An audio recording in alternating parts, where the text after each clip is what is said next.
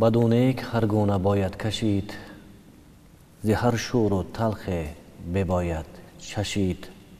ز راهی که هرگیز نرفتی مپوی، بری شاه خیره مبر آبروی.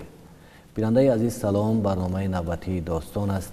باز از داستانهای شاهنامه میگوییم و این نوبت در صحبت ما هستند بهروز ذبیح الله، نامزد علم‌های فیلولوژی، مدیر شعبه ادبیات معاصر انستیتوت زبان و ادبیات به نام ابا عبدالله رودکی، اکادمی ملی علم‌های تاجیکستان. استاد خوش آمدید به برنامه. این دو بیتی که اینجا قرائت کردم از داستان بیژن و منیژه است و امروز میخواهم با شما دایر به همین داستان صحبت کرده باشیم. آغاز داستان بسیار زیبا ولی غم‌انگیز آغاز می شود. فردوسی از یک شب تار میگوید، از یک راز و نیاز میگوید و بیایید از همین جا برنامه را آغاز بکنیم. یعنی چه چیزی سبب به آفریدن چنین یک داستان عاشقانه شده است؟ درست، تشکر. و از عجایبات داستان سرنوشتی کیخسرو همین است که چرا در میانه های یک داستان حماسی یکی فردوسی از بیژن و منیژه از یک داستان عاشقانه یاد میکند و ابتدای داستان به یک تمثیل عجیب غریب شروع می شود و فردوسی از یک شب تیره و تار و وهم‌انگیز صحبت میکند و دلالت بر این دارد که روحیات خود استاد فردوسی چندان متمرکز نبوده است. در نظم شاهنامه شاید توقف ایجاد شده است، چون استاد فردوسی میخواست که نظم شاهنامه هرچی زودتر به اتمام برسد. شاید بر اساس حوادث روزگار، محیط اجتماعی، دلایل گوناگون یک کمی در طبع روان فردوسی یک کنده ایجاد شده بود و فردوسی را آن شب خواب نمیبرد و در آن تمثیل برای همین تصویرهای زیبا از آن شب یاد میکند و میگوید که شب چون شبه روی شسته بقیر، نه بهرام پیدا نه کیوان نه تیر. سپاه شبی تیره بر دشت و راغ، یک فرش گسترده از پر زاغ. نموده ز هر سو به چشم اهریمن، شمار سیه باز کرده دهن. جهان از دل خویشتن پرهراس، جرس برکشیده نگهبان پاس.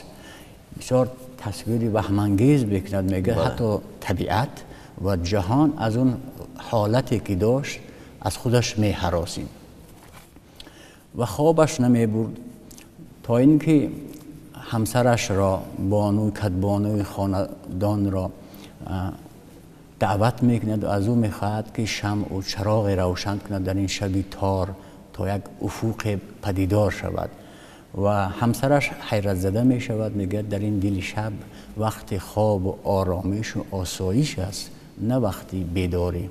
و او چنین میگوید که بدان تنگی اندر بجستم ز جای، یکی مهربان بودم اندر سرای.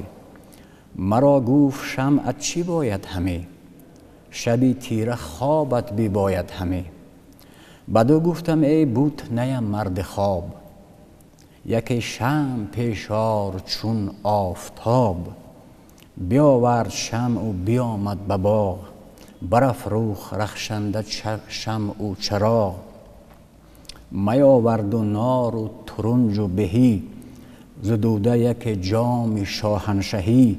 مرا گفت برخیز و دل شاد دار، روان را ز درد و غم آزاد دار.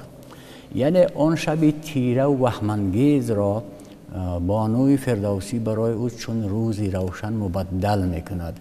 از این تصویرهای گفتم ما مختصر برگزیدیم، به طور مفصل این شب تصویر شده است و شب بسیار شبی وهم‌انگیز را فردوسی و همسر فردوسی برای فردوسی به یک شبی روحانی و معنوی تبدیل میکند، به یک شبی روشن و تا صبحگاه اینها با هم می نشینند در باغ با زیر آن روشنی و می و رود و رامشگران و میوه و شمع و صحبت ها میکنند و ایده ایجاد داستان بیژن و منیژه را همسر فردوسی به او پیشنهاد میکند و او در این شب تار قصه میکند که از گذشته باستان یک قصه پهلوی میدانم عاشقانه که خیلی زیبا و روان است و از فردوسی خواهش میکند که همین داستان عاشقانه پهلوانی و پهلوی را به زبان فارسی به نظم و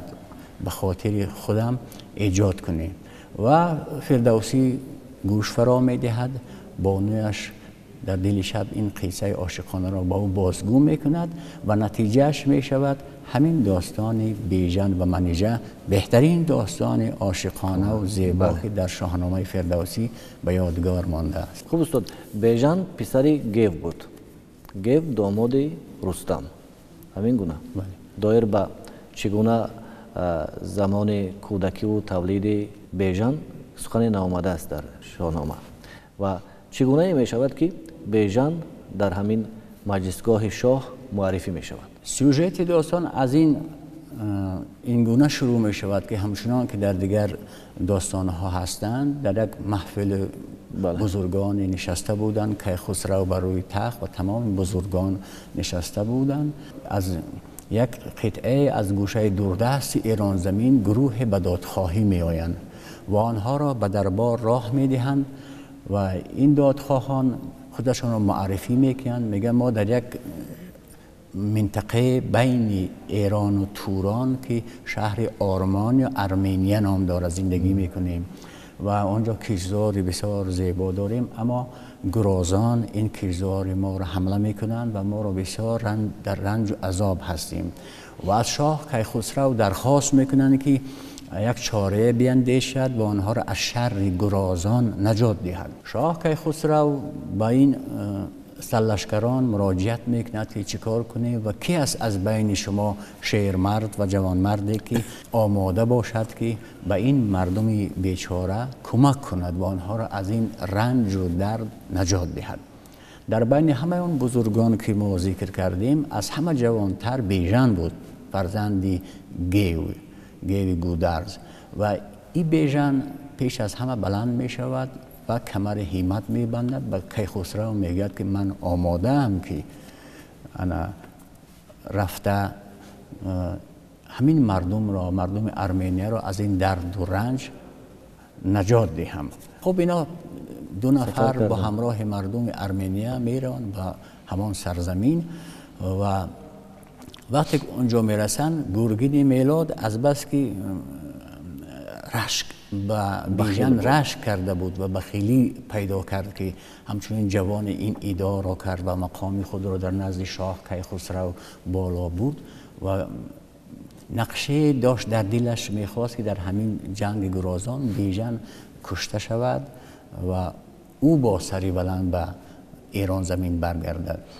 اما از اتفاق حوادث بیژن در جنگ با گرازان پیروز از میدان می آید و گرگین در همین جنگ به او کمک نمی کند تا اینکه کشته شود.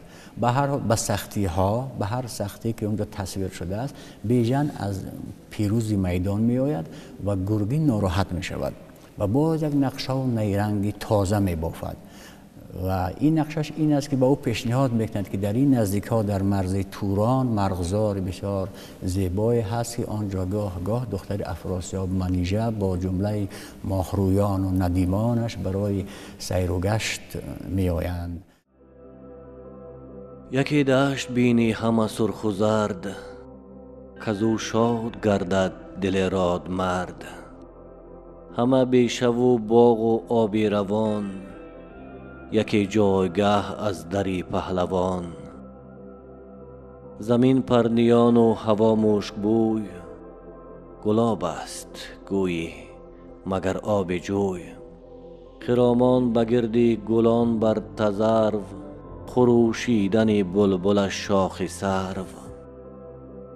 پری چهره بینی همه دشت و کوه، به هر سو نشسته به شادی گروه. همه دوخت ترکانی پوشیده روی، همه سرو قد و همه مشک بوی. همه رخ پر از گل، همه چشم خواب، همه لب پر از می به بوی گلاب. همینجا فردوسی از جشن لاله یاد میکند. همین جشن لاله همین عید سر و گشت لاله ما هست که ما در فصل بهار میکنیم. اتفاقا باید باشد چون اونجا با یک رمزی همون گونه که ذکر کردی. حالا من میگویم وقتی اینا با اون مرغزار میروند اونا خیمه زدن ماه چهرگان و پرچهرگان زیبای تورانی و در آنجا به شادی و رقص و بازی و خوشی مشغول هستند و این خب بیژن جوان است. گرگین او را تحریک میکند که شاید با همین احساسات جوانیش او را به یک بلای دیگر بپیچاند و از شر او نجات پیدا کند. بعد که ندیمان منیژه از حضور یک پهلوان آگاه میشوند در پشت یک درخت یک جای او نشسته بود و تماشا میکرد. وقتی آگاه میشوند به منیژه خبر میدهند که کسی از پشت یک درخت اونجا با آنها تماشا میکنند. او ندیمانش را برای معین کردن این آدم میفرستد و میبینند یک پهلوان بسیار زیبا و میروند و از او میپرسند کی هستی، چی هستی، چرا اینجا چی کار میکنی؟ بعد میگه من بیژن هستم، پسر گیو گودرز پهلوان ایران زمین و اینجا به جنگ گرازان آمده بودم، گرازان را شکست دادم و از اینجا میگذشتم که این محفل را دیدم، به تماشای شما آمدم. ندیمان به منیژه این پیام را میرسانند. منیژه میگوید که او را به نزد او فراخوانند. وقتی میگه بیژن که به نزد منیژه رفت، منیژه حیرت زده شد از دیدن او. یک جوان بسیار بالا بلند و بسیار مانند به سیاووش. حالا از جشن لاله که گفتی، این جشن لاله با سیاووش بسیار ارتباط دارد در تاریخ اساطیر ما و 100% از نظر اسطوره شناسی وقتی در خود داستان بیژن را فردوسی به سیاووش تشبیه میکند، مانند میکند. بسیار مانند بوده که باعث حیرت تورانیان میشود. خب از این قرار اینا با همدیگر اونس میگیرند. چند روزی در همون مرغزار با هم بودند و بعد از این بیژن میخواهد که مرخص شود برگردد که منیژه نمیخواهد. منیژه دل داده بود و میخواهد او را با خود ببرد. بعد میگه امکان ندارد که من چگونه به کاخ شما بروم. خلاصه با اصرارهای زیادی بیژن منیژه اهمیت نمیدهد. به ندیمانش دستور میدهد که در نوشابه بیژن داروی خواب در گلابش بریزند و او به خواب میرود و او را پیچانیده با اسباب انجام به کاخ منیژه به توران زمین میبرند. یعنی که محبت بیژن و منیژه همینجا آغاز میشود. بله. ولی افراسیاب پدر منیژه از این حالت خبر ندارد. نه، هیچ کس خبر نداشت. تا یک هفته دیگر اینا در کاخ منیژه با هم بودن، خوشی میکردن، بزم‌ها داشتن، صحبت‌ها داشتن، تا اینکه یکی از درباریان این خبر را به افراسیاب میرساند. فکر میکنند اگر این خبر را نگوید، این راز فاش شود، اینها جزا خواهند گرفت. این خبر را میرسانند. افراسیاب سخت خشمگین میشود که چگونه است که دخترش منیژه یک پهلوان ایرانی را به کاخ خودش اجازت داده است، با خود آورده است. به برادرش گرسیوز دستور میدهد که روید آشکار کنید، بیژن را دست بسته بیارید و گرسیوز با جمله پهلوانان وارد کاخ منیژه میشوند و بیژن میخواهد مقاومت کند. نه بر تن لباس رزم نداشت، فقط یک کار دستش بود. با این وجود او تسلیم نمی شود و درگیر می شود و چندی از پهلوانان توران زمین را در همان کاخ زخمی و کشته می کند تا اینکه او را اسیر می گیرند و در بار افراسیاب می آورند و افراسیاب دستور می دهد که او را در مسحر عام به دار آویزند. همینجا با قضیه پیرانی ویسه به میان می آید و او میانجیگری می کند و به افراسیاب تاکید می کند از مقام بیژن در ایران زمین صحبت می کند. از نزدیکی او به رستم می گوید و هشدار می دهد که مبادا خطای را که در زمان با سیاوش کردی با امو حیله و نیرنگ گرسیوت در نسبت بیژن تکرار نکن که انا جنگ عظیم دوباره بین ایرانیان و تورانیان رخ خواهد داد و او را میگه به من بسپار تا او را من از راه های دیگر مجازات کنم. خلاصه با اصرار زیاد پیران ویسه افراسیاب راضی می شود او را زنده در چاه بیاندازند که هیچ که در آن چاه دسترسی نداشته باشد.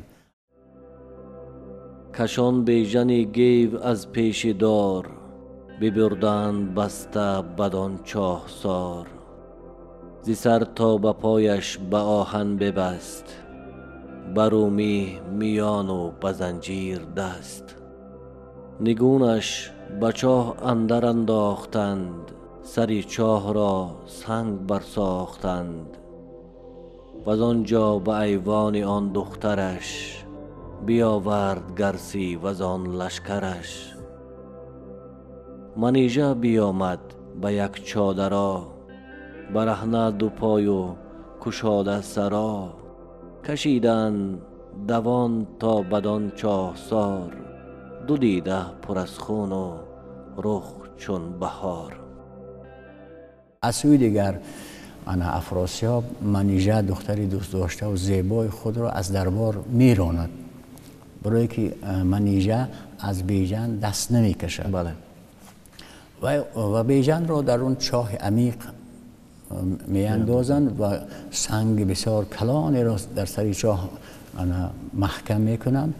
دیگر منیژه می ماند خوارزار این شاهزاده که می رفت در شهر و خیابان در بازارها می گشت برای بیژن نان و غذا می آورد. از همون سوراخی که در سر چاه بود برای بیژن غذا خوراک می انداخت تا که او زنده بماند. خب واقعا با گرگین چگونه می شود بازگشت او به ایران؟ گرگین به ایران برمیگردد و دوغ می بافد و میگوید که در وقتی بازگشت از جنگ گرازان در راه با یک گراز ما به ما حمله کرد و بیژن او را تعقیب کرد و تاکیدات من اهمیت نداد. این گراز که میگریخت خودش را پنهان میکرد، ناپدید میشد. خلاصه میگوید که بیژن ناپدید شد و شاید هم کشته شد. همین قسمتش با هم قسمتی روایتی مثلا یوسف به چاه افتادن و قصه برادرانش بسیار شباهت دارد. اما گیو راضی نمی شود، باور نمی کند، چون میلاد را می شناخت، گرگین را می شناخت و هیچ دلش باور نمی کند که فرزندش بیژن یا کشته شده است یا ناپدید شده باشد. حتما می داند که یک نیرنگی است، یک حادثه رخ داده است با فرزند او و همین فکرش را در دربار با کیخسرو در میان میگذارد. چند ماه اینا پیگیری میکنن، هیچ امکان نشان پیدا نمیکنن تا اینکه کیخسرو گیو را دلداری میکند، دلبرداری میکند، میگه به نزدیکی جشن نوروز فرا میرسد و ماه فروردین و من در ماه فروردین بر جام جهان بین نظر میافکنم و او را پیدا میکنم.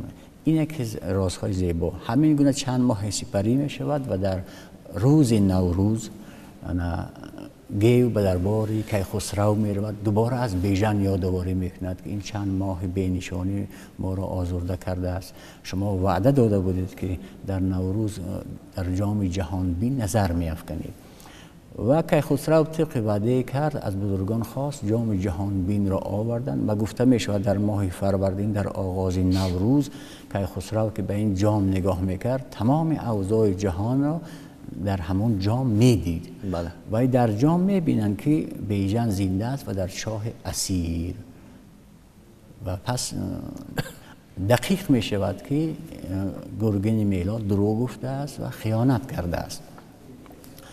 این قسمت.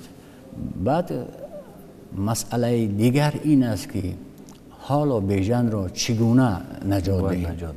کیخسرو با بزرگان مشورت میکند. بعضی پیشنهادها درباره شروع یک جنگ تازه بین ایران و توران میرود.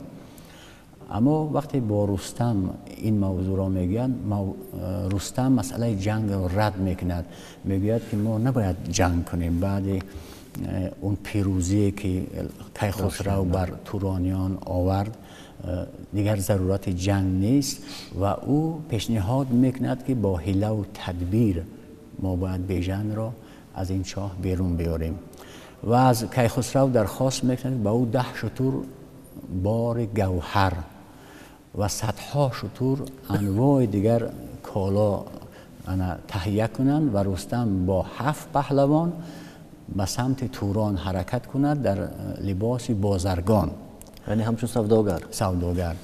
و این همه باری زیاد و نفیس را که دیدن مردم توران باور میکنند که در حقیقت این یک بازرگان حقیقی است. با همون کاروان کیخسرو راضی میشود و همه این درخواست های رستم را از خزانه تامین میکند. با صدها اسب و شتر با 7 پهلوان با 1000 پهلوان به مرز توران میآیند.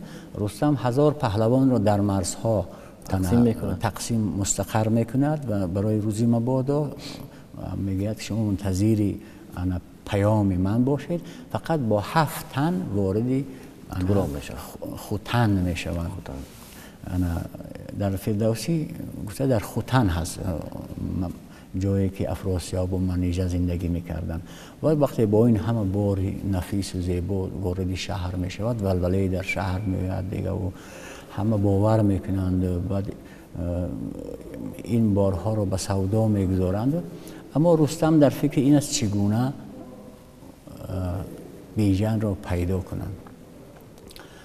و منیژه هم که این آوازه آمدن یک کاروانی نو از بازرگانان رو میبیند، او که در بازارها برای تهیه غذای بیژن میگشت، با این گروه کاروانیان رو میبیند و اینها هم با حیله رستم در داخل یک مرغ پخته برای او هدیه میکند و در داخل مرغ انگشتر خودش را میگذارد که اگر بیژن ببیند میفهمد و کوشش میکنه خود منیژه هم درک نکند که این خود رستم است و سیر فاش نشود. همین گونه او همان مرغ پخته را میآورد، غذای بالذت را به منیژه به چاه میاندازد. وقتی بیژن حیره زده می شود، مرغ که استعمال کرد میخور، از داخل همان انگشتر رستم را میبیند و بعد میفهمد که رستم در توران است. رستم در این سرزمین برای نجات او آمده است. آمادگی ها برای نجات او شروع می شود. چند روزی از این میگذرد، همه باور میکنند و بازرگان هستند و یک حیله بعد رستم با کمک منیژه از منیژه میگوید که در سر چاه یک آتش برافروز که ما ببینیم و بیاییم به کمک من.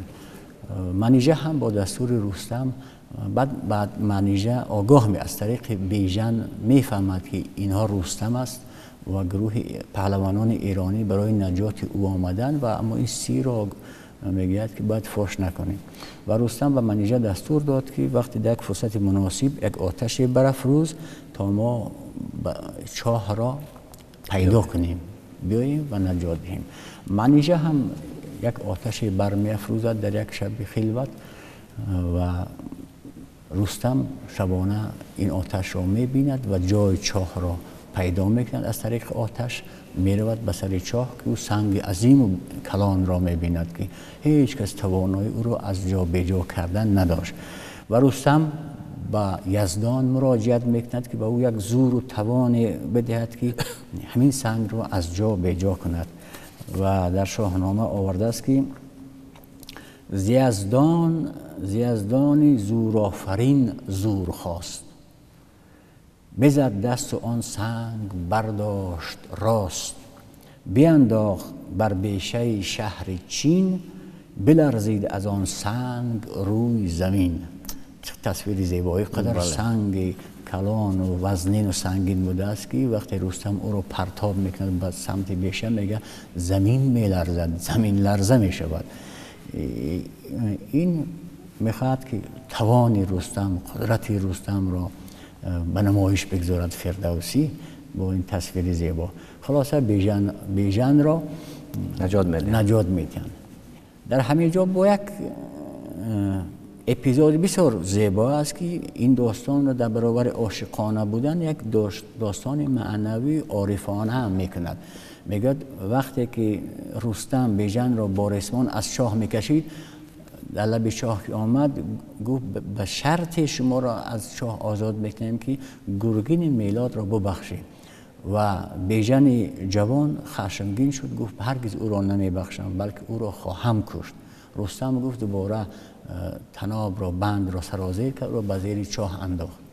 گفت تا وعده نکنی که گرگین میلاد را بخشیده من تو را نجات نمیدهم. و او وعده میدهد از گناه گرگین میلاد در داخل چاه میگذرد تا این بعد رستم او را نجات میدهد. برای چی این نود را رستم پیشنهاد میکند؟ یعنی بخشش گرگین همین داستانی بیژن منیژه از زاویه های گوناگون تحلیل بررسی است، هم از نظر روانشناسی، هم از نظر جامعه شناسی، هم از نظر عرفان و محققان، هم از نظر اسطوره شناسی. یک رمز و نمادهای بسیار جالبی در این داستان هست، در دیگر داستان ها نیست. مثلا همون آغاز با شبی تیره و سهمناک شروع شدنش یک رمز و راز است. بعد در این داستان ما نمادهای عجیب میبینیم که در اکثر روایت ها و اسطوره های قوم های گوناگون این روایت ها هستند. از جمله همین چاه، خیانت کردن. بله. مثلا ما با قصه یوسف اشاره کردیم، انگشتری رستم. بله. اینها نمادها هستند و گفته میشد، بعضی محققان میگویند که این یعنی یک همین چاه خود یک رمز است، یعنی تحولی است که درونی است در انسان به وجود میآید و یعنی که رستم فردوسی از این طریق رستم را بیژن را از طریق چاه بعد نجات از او میخواد، از یک مقام به مقام بلند انسانیش بالا بره. در حقیقت همین حادثه صورت میگیرد برای که آدم انقلاب درونی در وجود آدم ایجاد شود. همیشه روش های عرفانی همین، یا چیله می نشیند یا گوشهگیر می شود یا در چاه یا در زندان می افتد. در همونجا به تکامل می رسد و همین روند را در داستان بیژن و منیژه ما احساس میکنیم. و بعد از بخشش او را رستم نجات میده، به ایران برمیگردن انا شاد و خورم. و محبت بیژن و منیژه چی می شود؟ از جالبترین قصه ها همین است که اکثر داستان های عاشقانه که ما داریم پایان فرجام بسیار فاجعه انگیز دارن، مثل لیلی و مجنون و خسرو و شیرین و حتی ویس و رامین هم. ولی این داستان پایان بسیار زیبا دارد که اینها به مراد خود میرسند و که خسرو تمام شرایط را برای اینها فراهم میکند و برای بخصوص منیژه که شاهزاده بود، دختر شاه بود، او برای عشقش از ثروتش، از دولتش، از قدرتش میگذرد. این بسیار نشانه کلان است. با یک شباهت دیگر همین جا بین منیژه با کیخسرو هم هست. همین سرنوشت کیخسرو هم، چون این در داخل داستان کیخسرو آمده است، بسیار محققان میگن که همین داستان ها هدفشو این بوده که میخواستن مقام معنوی کیخسرو رو برجسته کنند. همین حادثه با کیخسرو هم رخ میدهد. همین حادثه مثلا با زال زر عاشق شدن با رودابه رخ میدهد. یعنی در داستان شاهنامه این است که قهرمانان، عاشقایی که در شاهنامه هستند، اینا پهلوان هستند. بله. اینا همون صداقتی که به معشوقه دارن، همان قدر صداقت به وطن هم دارن. بله. این در دیگر داستان‌های عاشقانه دیده نمی شود. دوم که قهرمانان عاشق‌هایی که در شاهنامه تصویر می شوند بسیار با امید و با روح قوی و جسور هستند و برای به دست آوردن هدف خود بسیار کوشش میکنند. سلامت باشد. در واقع هر یک داستان از داستان‌های شاهنامه به خود یک نمو، یک شکل، یک بزرگی، یک حکمت خاصی را در خود دارد، چون داستان بیژن و منیژه. و اینجا می رسیم به فرجام برنامه. برای آنی که وقت افته به صحبت ما آمدید اشما منتظر هستیم. بینندگان عزیز خاطر رسان میکنیم که در صحبت ما بودن بهروز ذبیح الله نامزد علم‌های فیلولوژی، مدیر شعبه ادبیات معاصر انستیتوت زبان و ادبیات به نام ابو عبدالله رودکی، اکادمی ملی علم‌های تاجیکستان، و ما صحبت داشتیم پیرامون داستان بیژن و منیژه. تا صحبت دیگر شاد بمانید.